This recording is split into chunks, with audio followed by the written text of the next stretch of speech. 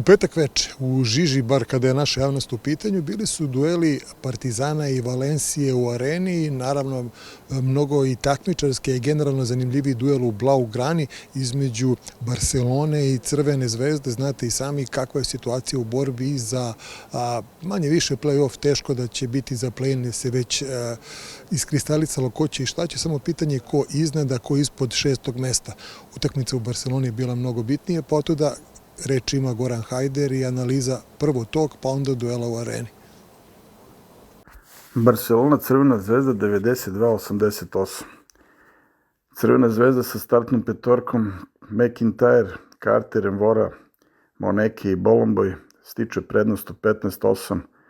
Nešto slično kao i protiv Baskonje da je stekla prednost od 20-11. Međutim, u sledećih 2 minuta Saša Obradović dozvoljava da Barcelona napravi break od 10-2, kasno uzima time-out, znači ne seče na vreme, kao i protiv Baskonje kada je od 11-20 dozvolio 8-0 break, pa tek onda uzeo time-out.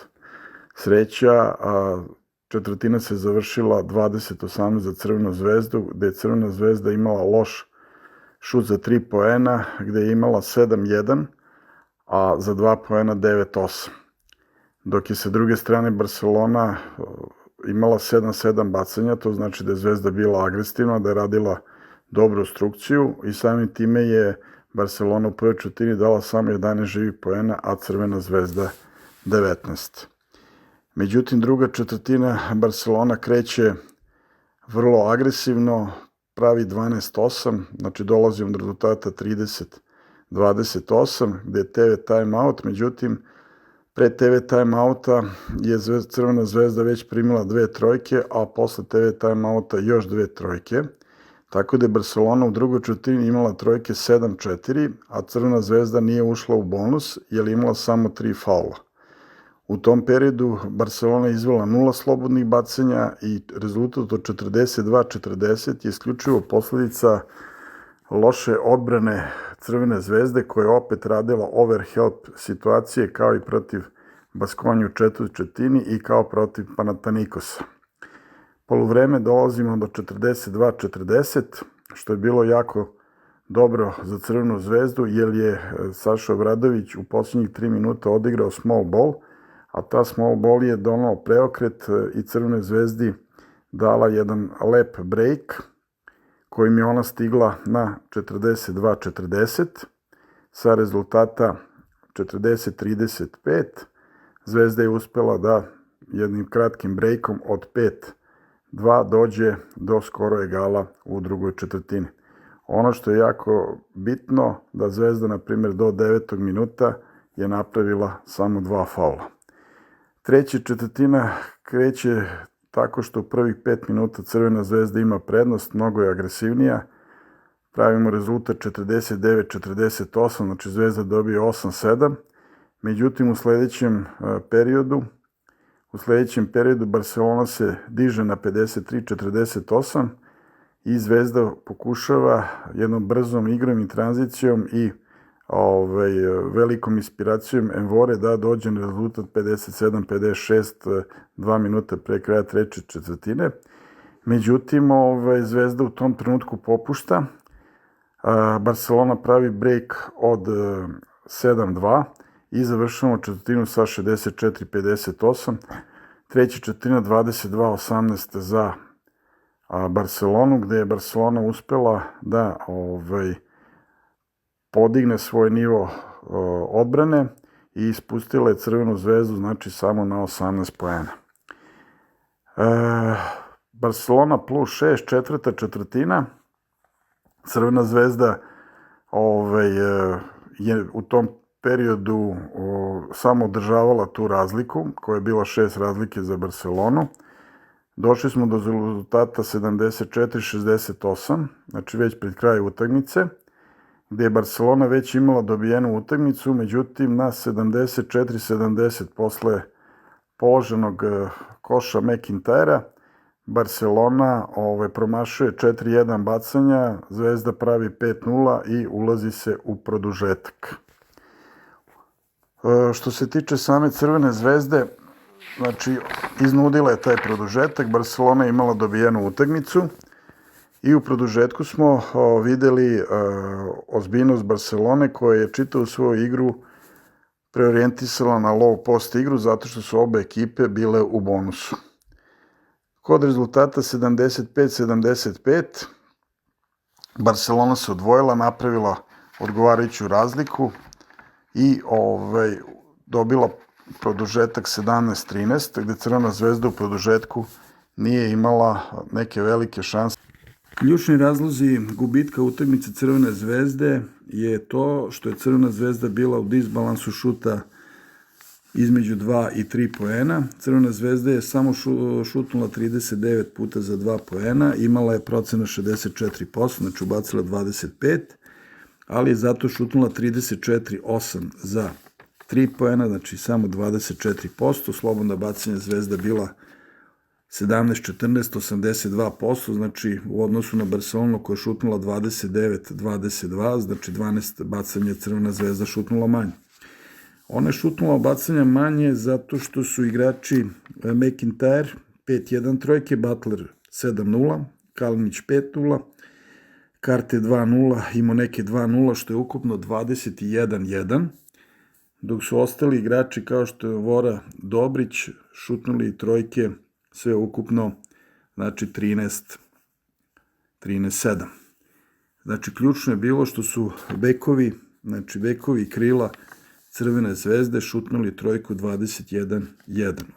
Još jedan podatak je u tome što je Crvena zvezda od svojih 80 i nešto napada, samo 50% napada igrala za 2 poena, dok je Barcelona od 80 i nešto napada koje je imala, 70% napada igrala za 2 poena i taj procenat ubačenih šuteva za 2 poena i slobodna bacanja su donela prednost Barceloni koja je već u regularnom delu, znači mogla da zatvori utakmicu. Što se tiče igrača koji su dali najveći doprinos u ovoj utakmici kod Crvene zvezde, to je bio Jordan Envora koji je za 34 minuta dao 26 poena uz jako dobar procenat šuta i za 2 i za 3 poena. Cody Miller-McIntyre 39 minuta 13 poena, Butler je od ovog puta podbacio, pošto je samo dao 11 poena uz očajan šut od 7-0 za 3 poena, znači nije imao dobru selekciju šuta. Što se tiče Kalinića, Kalinić je odigrao samo 15 minuta, 0 poena, forsirao je šut za 3 poena, što nije njegova karakteristika, znači imao je 5-0. Centri Crvene zvezde su bili dobri, Rivero 15 minuta 11 poena, Bolomboy 12 minuta 9 poena, znači ukupno 20 i Zundu za 5 minuta dao 2 poena, što znači da su centri za svoju minutažu od nekih 29 minuta dali 22 poena. Krilo i polivalentni igrači, Odžele, Moneke i Kalinić zajedno su dali 13 poena, što je, znači, opet, da kažemo, bio veliki minus ovog puta Crvenoj zvezdi, jer ti igrači su protiv Baskonje dali mnogo veći doprinos. Crvena zvezda, što se tiče same igre i energije, imala je dobru energiju, sve vreme je igrala na preuzimanje. Još jednu bitnu stvar, da je negde od 25. minuta pa do kraja utakmice Saša Obradović rotirao samo 7 igrača. Tih 7 igrača su bili u stvari igrači koji su činili small ball petorke. To su bili Kalinić, Butler, Carter, Envora, Moneke, znači tih 5 igrača, plus Odžele kao šesti. Tako da je on sa tih 6-7 igrača odigrao svi tih 20 minuta, a centre kao što su Bolomboy i Rivero nije ubacivao. I Crvena zvezda je sve vreme imala dobar pritisak u odbrani, dobru rotaciju, međutim, u toj drugoj četvrtini kad je Crvena zvezda primila 4 trojke, su okrenule rezultat na Barcelonu i još šta se desilo? Desilo se da je Crvena zvezda u produžetku opet forsirala šut za 3 poena, gde je imala 5-1 i to je opet doprinelo da Crvena zvezda, umesto da više gurne unutra, obe ekipe u bonusu, dobije utakmicu. Crvenu zvezdu čeka opet jak meč sa Dubajem u ponedeljak u ABA ligi, a posle toga je čeka derbi i jedna od bitnih utakmica u igri sa Partizanom. Za dalji borbu u Euroligi 5., 6., 7. mesto.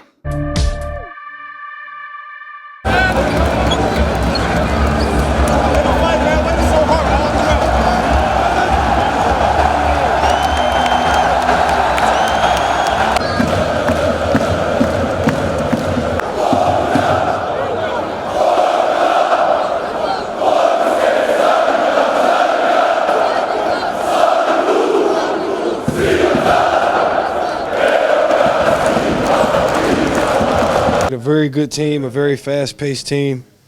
We got down, but we didn't stop fighting. You know, we showed a lot of togetherness these last 5 games, and I'm just excited. You know, it's been a long year. It's been a long, tough year, but man, we're playing some of our best basketball.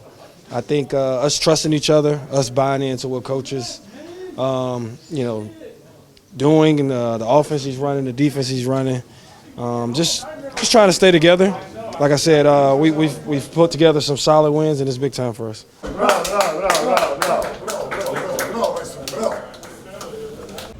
Drama je bila u Barceloni, ali i u Beogradu. Partizan Valencija 110-104. Da napomenem da je Partizan ovu utakmicu igrao bez Džekirija, što je bio veliki hendikep, međutim u prvih 5 minuta startna petorka Partizana je se dobro držala na terenu, napravila rezultat 10-12 i došli smo do prvog TV timeouta. Sa izlaskom za TV timeouta Partizan umesto da bude agresivniji u odbrani i agresivniji u napadu, dosta široko igra napad bez pritiska na reket, te Valencija dobrim kontranapadima, brzom igrom dolazi do rezultata 12-21, gde Penjaroa dozvoljava break od 2-9, gde nije ranije isekao timeoutom kada je bila mogućnost da to iseče. Iz tog razloga se četvrtina završava 27-17, znači plus 10 za Valenciju koja je nastavila u istom ritmu. U tom periodu Valencija je promenila 11 igrača u svojoj rotaciji, dok je Partizan bez Džekira morao više da vodi računa o tome koliko će Bruno Fernando da provede na terenu i da ima Pokuševskog i Osetkovskog kao njegovu zamenu, jer znamo da je Bruno Fernando dosta osetljiv u primanju tih faulova. Drugu četvrtinu je Partizan krenuo u prvih 5 minuta jako loše, opet nije bio agresivan na loptu, nije bio agresivan u napadu i došli smo do... To je plus 12, najveća razlika za Valenciju, međutim Penjaroa dolazi do jednog rešenja i sastavlja petorku Kalik Jones, Sterling Brown, Bonga Osetkovski i Bruno Fernando, koji u tom periodu prave 15-2 break, okreću na 39-38 i četvrtina se završava, odnosno polovreme 41-41, gde je Partizan ovu četvrtinu dobio 24-14, zato što je na neki način ispritiskao maksimalno Valenciju i na spoljne linije, izvršio pritisak preko Bruno Fernanda na reket, tu je doprinao dosta i Bonga, Kalik Jones, Sterling Brown, koji su poentirali i doveli Partizan u egal 41-41. Što se tiče treće četvrtine, Partizan je opet krenuo u toj četvrtini jako dobro, držao je egal. U tom periodu opet dozvoljava se jedan veliki break od 2-9 i dolazimo na krajnji rezultat te četvrtine, znači plus 7 za Valenciju, znači koja je opet stekla jednu prednost koja je omogućavala da u četvrtu četvrtinu uđe stabilnije i ona je tako i ušla u četvrtu četvrtinu, došla je čak do rezultata 75-63 i u tom trenutku Valencija pravi grešku, umesto da odigra čvršće, znači imala je 75-63, opet plus 12, oni primaju 5 poena vezanih, ne uzima timeout trener Valencije i Partizan završava taj period od 30 do 35. minuta na 68-75, znači vratili smo se na onih 7 poena sa početka četvrtine.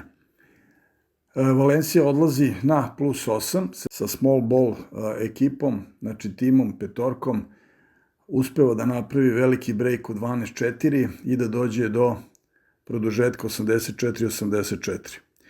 U prvom produžetku opet je Valencija stekla veliku prednost i na 89-94 Costello promašuje 2 bacanja i daje šansu Partizanu da se vrati. Na 94-97 posljednji napad Partizana, Valencija ne pravi faul, Calic Jones daje trojku i idemo, znači, u drugi produžetak. Znači, to je druga greška Valencije.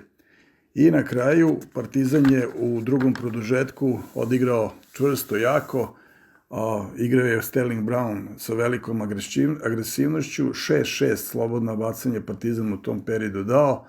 Valencija je podbacila što se tiče bacanja i u produžetku, te je Partizan dobio utakmicu 110-104.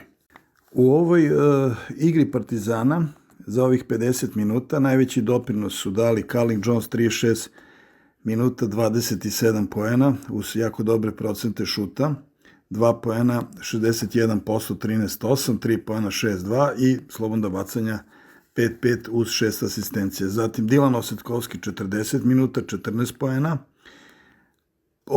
Sterling Brown 40 minuta, 31 poen uz dobre procente šuta, Boga 37 minuta, 13 poena, Lakić, Kalate su odigrali 25 i 29 minuta, a neki doprinos su dali i Bruno Fernando i Pokuševski, Bruno Fernando sa 20 minuta, Pokuševski sa 12 minuta.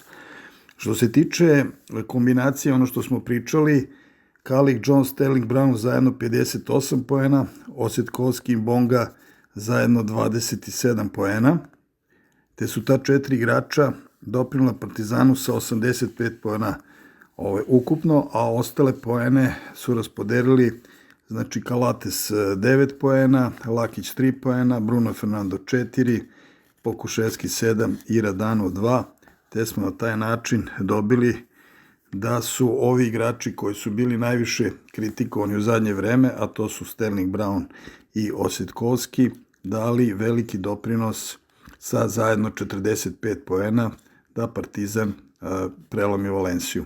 Ono što je jako bitno da se kaže, da je u ovom trenutku Partizan morao da igra sa small ball timom, odnosno petorkom, koja je doprinela da se suprotstavi Valenciji, koja uglavnom igra bez Nila Sakoa, nego su mu centri bili Rivers i Costello, koji su mnogo brži okretniji, tako da je Martinez, kao i uvek, dosta koristio small ball petorku za trčanje. Ono što je jako bitno da se istakne, da je Partizan, kao što sam rekao, dobio utakmicu zato što je šutno bacanja iznad 85%, u regularnom delu je šutno 16-16, a Valencija u regularnom delu šutnula 25-19, i da je Valencija bila bolja na bacanjima, Valencija bi ovu utakmicu privela kraju. Partizan je do kraja i u oba produžetka šutno još bacanja 8-7, ima je samo Bonga jedno promašeno bacanje, i za tih 95% bacanja, znači 24-23, za razliku od Valencije koja je imala 33-24, Partizan je zasluženo u neizvesnoj završnici pobedio.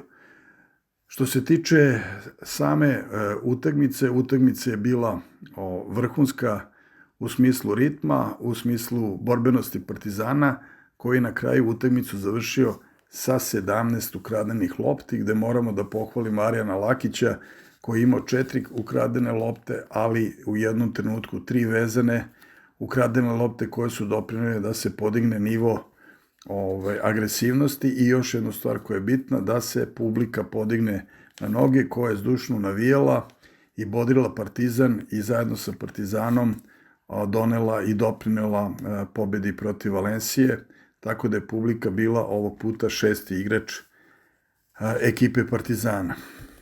Što se tiče Partizana. Ovo je 5. uzastopna pobjeda Partizana u Euroligi, što je veliki uspeh za Partizan.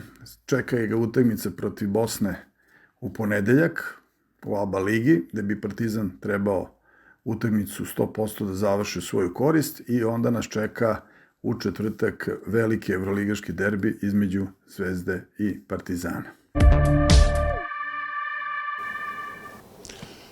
Red je i na profesora Kočevića, kao što znate, statistička analiza i zanimljivost, jer statistika, brojke, slova i košarka su nerazdvojivi. Dobar dan. 34. kolo Evrolige je bilo praktično duplo kolo i mnoge ekipe koje su naročito bile na putovanjima nisu imale ni jedan trening između ove dve utakmice. Međutim, borbenost svih tih ekipa je bila fantastična. Niko se ovde ne predaje, čak i oni koji imaju najmanje šanse. Tako da se nije desilo skoro da je 4 kola pre kraja praktično nepoznato ko će baš direktno da uđe u top 4, top 6 i top 10. Znači ima više kandidata od pozicija koje sam nabrojao. Ali idemo po redu. Prva borbena utakmica je bila između Partizana, koji je bio domaćin, i Valencije. U dva produžetka Partizan je pobedio sa 110-104 i Partizan se posle toga popeo na 14. mesto, Valencija ostala na 4. Dva igrača Partizana su prešla kvotu od 20 poena. Sterling Brown je verovatno odigrao jedno od najboljih svojih utakmica ove godine u Evroligi, postigao je 31 poen, odigrao je 33 utakmice od 34 moguće u Evroligi. Njegov per indeks je nešto malo ispod proseka, 13,96, prosečan broj poena 13,85, point per chance 1,12 i on je vrlo dobar, dok me ovaj true shooting parametar, gde se uzimaju i slobodna bacanja uz šuteve za dvojku i trojku, na nivou dobrog iznosi 58,88%. On prosečno igra 24 minute i 23 sekunde u Evroligi ove godine. Na drugom mestu je bio Carlik Jones u Partizanu, postigao je 27 poena, isto jedna sjajna partija. Međutim, on je odigrao samo 11 utakmica, pa su njegovi parametri manje realniji od onih koji su odigrali preko 26 utakmica, koliko u stvari iznosi 75% od broja koji je potreban da bi se neko rangirao u najviši rang. Njegov per indeks je 15,27, broj poena koji postiže 15,09, ima point per chance dobar, bolje da kažemo vrlo dobar, 1,01 poen postiže kad krene na koš za 2 i 3, međutim true shoot kad se dodaju slobodna bacanja je na nivou dobrog, znači za nijansu je slabiji, iznosi 56,63% i prosečan broj minuta koji igra je 15,24. U ekipi Valencije Cameron Taylor je postigao 18 poena na 31 utakmicu i odigrao je 31 utakmicu od 34 kola. Njegov per indeks je 18,54, što je više od onog proseka 15. Prosečan broj poena koji postiže 12,10, point per chance 1,23, što ga svrstava u red elitnih šutera, dok kada dodamo i slobodna bacanja, što on praktično i ne promašuje, sa 65,76% on spada u najveću kategoriju takozvanih super elitnih šutera, prosečno igra 21 minut i 19 sekundi. Druga utakmica, znači ovo je na neki način bio srpsko-španski dvoboj, je bila između Barcelone i Crvene zvezde, koju je Zvezda izgubila u produžetku sa 92-88. Barcelona je posle toga otišla na 8. mesto, Zvezda se spustila na 9. U Barceloni je najbolji strelac bio Will Clyburn, koji je postigao 18 poena. On je ove godine odigrao 27 utakmica u Evroligi od 34, njegov per indeks je 18,67, prosečan broj poena koji postiže po utakmici je 13,42, ima dobar point per chance, 1,08 poena kad krene da šutira na koš i ovaj true shooting indeks mu je dobar 58,05, prosečna igra 19 minuta i 31 sekundu. I u Zvezdi je najbolji pojedinac bio Jordan Nwora, 24 je poena postigao, odigrao je 27 od 34 utakmice za Zvezdu. U Euroligi, izvinjam se, igrao je sve utakmice u Zvezdi. Per indeks mu je 19,39, prosečan broj poena postiže po utakmici 17,48, point per chance 1,09 i ovaj true shooting indeks mu je 59,05, što ga svrstava u red dobrih šutera i prosečna igra 22 minuta i 48 sekundi. Sada ćemo da vidimo koje su šanse ekipa za top 4, top 6 i top 10. Nikad neizvesnije nije bilo, tako da se 4 kola pre kraja ni jedna ekipa sa 100% nije plasirala u top 4. Fenerbahče je izgubio svoju utakmicu i on ima 95% šansi za top 4, 100% za top 6 i već se plasiraju u top 10. Olimpijakos ima 90%, Real Madrid 85% za top 4, Valencija 80%, ostali gotovo da nemaju šanse, s tim što Hapoel ima jedan meč manje, pa ćemo da vidimo šta će da uradi.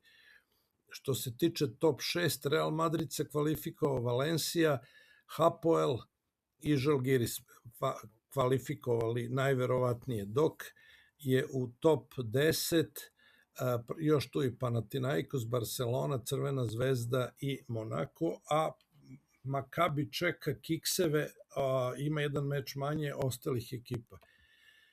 Što se tiče narednog 35. kola, 4 utakmice su jako važne, mada i ove druge nisu nevažne, rekli smo na početku da se svi bore, ne dozvoljavaju da im padne duh, znači Žalgiris, Barcelona, direktno će biti za plasman taj meč, Hapoel Panathinaikos, Dubai Monako i Crvena zvezda Partizan, znači ove 4 utakmice određuju poredak i plasman, s tim što Partizan nema šanse da uđe u top 10. Koji su najbolji igrači?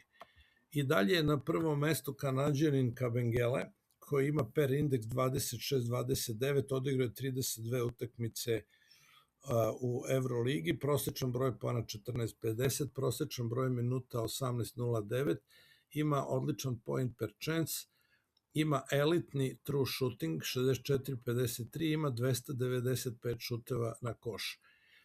Milutinov je drugi sa ovim per indeksom 25,10 na 31 utakmici, a na trećem mestu, znači ništa se nije promenilo u odnosu na prošlo kolo, je Izundu iz Crvene zvezde sa perom 24,14 i odigrao 29 utakmica.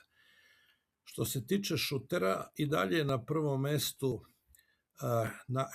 Ifi Nadir, on daje prosečno 19,10 poena po utakmici, postigao je do sada 592 koševa i najbolji je strelac na 31 utakmici, per indeks 21,93, prosečno daje 19,80 koševa po utakmici, broj šuteva 470, međutim point per chance ispod 1,090 svrstava u prosečne šutere i ovaj true shooting mu je takođe prosečan sa 55,55% i prosečno igra 19,80.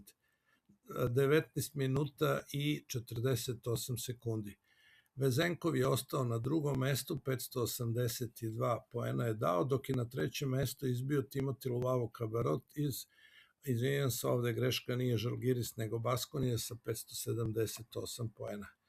Najviše minuta je odigrao Cody Miller-McIntyre, on prosečno igra 25,54 minuta po utakmici, odigrao je 32 utakmice, per indeks mu je 15,08, broj poena koji postiže 12,15, ima elitni point per chance sa 1,16, međutim kada se dodaju slobodno bacanja, tu kvari svoj rating, dobar je sa 50,96 indeksnih poena. Na drugom mestu je ostao Mike James, na trećem je Kinley Wright iz Dubaija. Što se tiče timova sa najviše izgubljenih utakmica u clutch time-u, uključujući i produžetke, Zvezda se popela, ostala na prvom mestu, ali broj poraza je 9, Žalgiris 8, Virtus 7, Panathinaikos, Barcelona, Partizan, Valencia 6, Olympiakos 5, Baskonija, Olimpija, Efes i Asvel po 5 i tako dalje. Evo, to je što se mene tiče prikaz za danas, pa čekamo ova preostala 4 kola. Kažem, nikad uzbudljivije nije bilo prvenstvo nego do sada, s obzirom još uvek nemamo one ekipe koje će ići u top 4 kola pre kraja. To bi bilo to u ovoj skraćenoj vikend verziji Zone Pres. U ponedeljak Zvezda dočekuje Dubaj i utakmici koja može mnogo toga da odradi kada je ABA liga u pitanju, a Partizan Bosnu. Mi se gledamo ponovo utorak.